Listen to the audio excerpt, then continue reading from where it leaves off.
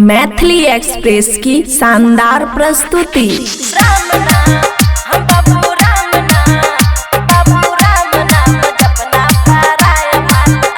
खुशी recording studio बलुआहा।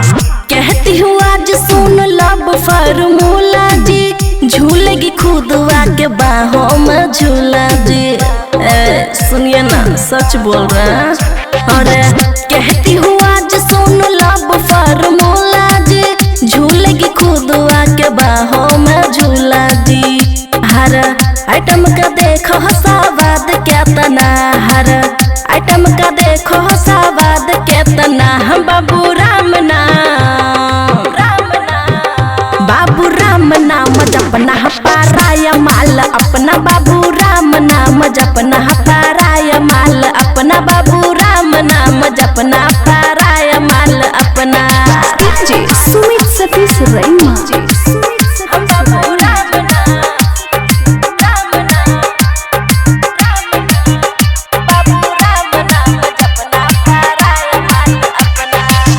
कुहकेगी जैसे बगीचा में कोयलिया, आगे पीछे करके बोलेगी मीठी बोलिया। बच के रहिएगा जरा। हाँ, कुहकेगी जैसे बगीचा में कोयलिया, आगे पीछे करके बोलेगी मीठी बोलिया। कहीं खोपचा में जाके आराम करना, कहीं खोपचा में जाके आराम करना। बाबू राम नाम, बाबू राम नाम जपना पाराय माल अपना, बाबू राम नाम जपना पाराय माल अपना, बाबू राम नाम जपना पाराय माल अपना।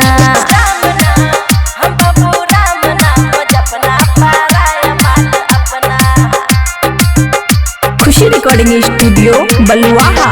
राजी से देगी करेगी ना माना, दिल में जो प्यार है खोल के बताना। समझे, समझ लीजिए ठीक से। अरे राजी से देगी करेगी ना माना, दिल में जो प्यार है खोल के बताना।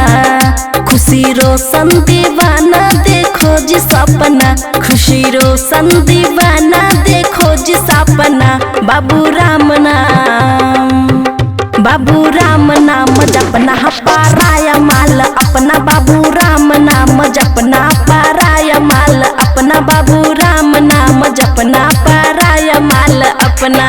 समझे। खुशी रिकॉर्डिंग स्टूडियो बलुआहा।